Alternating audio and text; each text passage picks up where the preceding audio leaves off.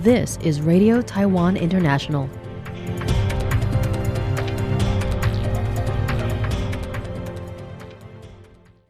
Welcome to the news on Radio Taiwan International. I'm Phil Laskowski coming to you from Taipei, Taiwan. We begin with a look at today's top stories for Thursday, November 6th.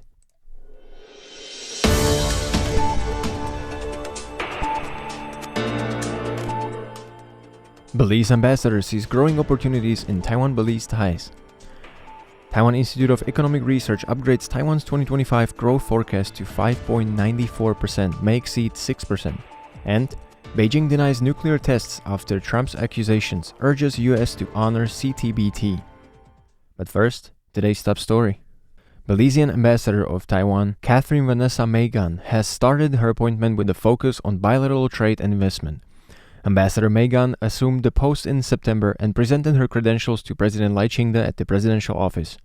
In an interview on Thursday with RTI, Meighan reflected on her experience as an international MBA student at the National Zhengzhi University 2 decades ago and called her return to Taiwan a full-circle moment. She says that experience gave her a deep connection to Taiwan, and she hopes to strengthen cooperation as she begins with her new role. Ambassador Meighan noted that Taiwan today is bigger and better, with growing international opportunities, but still the welcoming place she remembers. Looking ahead, she says trade and investment will be a major focus, including expanding exports such as Belize's premium cacao and newly approved frozen shrimp. She also hopes to build on women's empowerment initiatives and fast-growing education exchange.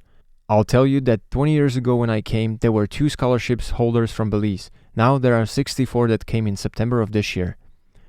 The Taiwan Institute of Economic Research on Thursday, November 6th, raised its forecast for the island's 2025 economic growth to 5.94%, citing stronger than expected exports and domestic consumption. The Institute Director, Dr. Dang Jianyi, said the figure could surpass 6%, driven by booming investment and demand linked to the global artificial intelligence wave. The Economic Research Institute noted that Taiwan's economy expanded 5.45%, 8.01%, and 7.64% in the first 3 quarters, prompting multiple institutions to raise their full-year outlooks. The new estimate is higher than the Zhanghua Institution for Economic Research's forecast of 5.45%. Zhang attributed the upgrade to robust export performance and the government's 10,000, which is $323 cash distribution program, boosting private consumption. However, he expects 2026 growth to moderate to around 2.6% due to a higher base effect, though traditional industries are expected to show a gradual recovery. Zhang said conditions next year will be better than this year's as domestic industries regain momentum. Commenting on trade relations, Zhang said results of the Taiwan-US reciprocal tariffs talks could be announced soon, expecting Taiwan's overall tariff to drop 15%, while auto duties on US imports may fall to 2.5%. Our auto tariffs may not go to zero, but could be reduced to 2.5%, he said. We might agree to certain procurement projects, such as CPC buying energy from Alaska or even partnering with its energy companies for joint exploration. But the government cannot make commitments on behalf of TSMC. The company, which plans to invest $165 billion, may expand further in the future, but that decision must come from TSMC itself. Beijing has swiftly denied nuclear testing allegations. China on Monday firmly rejected U.S. President Donald Trump's allegation that Beijing and other nations were secretly conducting nuclear weapons tests, calling the claim false and urging Washington to abide by its commitments under the Comprehensive Nuclear Test Ban Treaty, the CTBT. The exchange has reignited global concerns over a renewed nuclear arms race. In a recent 60 Minutes interview, Trump said that Russia and China are both testing, though they do not talk about it openly, adding that countries such as North Korea and Pakistan were also carrying out nuclear tests. He suggested that underground tests could escape detection, arguing that the U.S. must resume testing, quote, on an equal basis. Trump's comments followed his order last week directing the Pentagon to prepare plans for nuclear testing, a move that drew swift criticism from arms control experts, who noted that no country other than North Korea has conducted a nuclear explosion in the past 3 decades. Russia's last test took place in 1990 and China's in 1996. The U.S. has not conducted a nuclear explosion since 1992 and relies on simulations and non-critical experiments to maintain its arsenal. It signed the CTBT in 1996 but has never ratified it.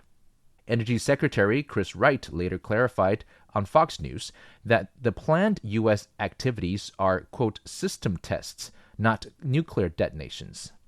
He said the test would assess components and delivery systems, ensuring their reliability without triggering nuclear chain reactions. Beyond nuclear issues, Trump also touched on U.S.-China tech tensions, saying he would not allow any country to acquire NVIDIA's latest Blackwell AI chips. The Biden administration has restricted exports of advanced AI chips to China, citing national security risks, a policy Trump said he intends to maintain. Joey Chow for RTI News. Czech President Petr Pavel said on Wednesday, November 5th, that security in the Indo-Pacific region is closely linked to Europe's security. Speaking at the European Values Summit in Prague, he commended the European Values Center for Security Policy for establishing an office in Taiwan, underlining the importance of understanding the Indo-Pacific situation for Europe's trade and stability and security. The summit, organized by the European Values Center for Security Policy, aimed to promote dialogue and cooperation on security policy. This year's meeting focused on Taiwan's security, resilience, technology, and the relationship between NATO allies and the Indo-Pacific Four, Australia, Japan, South Korea, and New Zealand.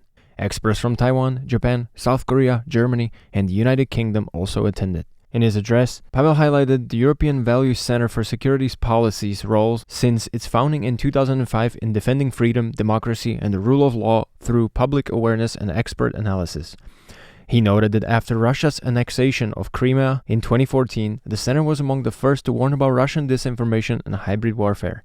Pavel warned that democracy now faces both external and internal threats. He urged democratic nations to restore public trust through persuasive and reasoned communication, stressing that no country can truly isolate itself in today's interconnected world, where security challenges in one region quickly affect others.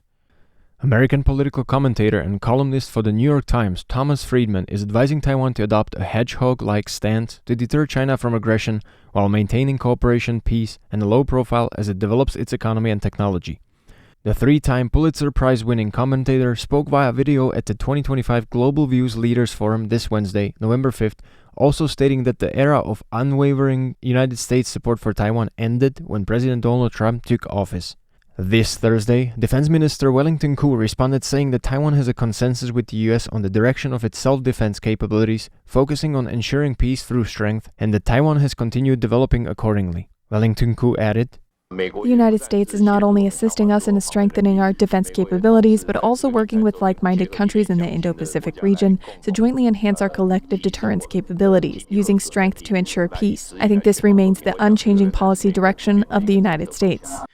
Taiwan's defense ministry told lawmakers on Thursday, November 6th, that it is strengthening drone combat training to meet the operational needs of its forces, dividing unmanned systems into three categories for joint, tactical, and combat-level missions. The ministry says drones have become a key element in modern warfare and play a vital role in achieving asymmetric defense strategies.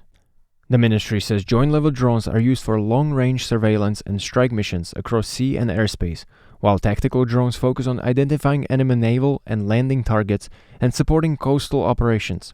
Combat-level drones extend existing weapon range to allow faster response and real-time attacks on battlefield targets.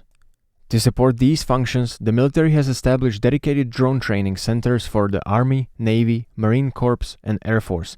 Training programs are being expanded gradually, helping personnel gain certification, improve operational and tactical planning skills, and enhance combat integration, said Deputy Chief of the Operations and Planning Division, Lian Zhiwei.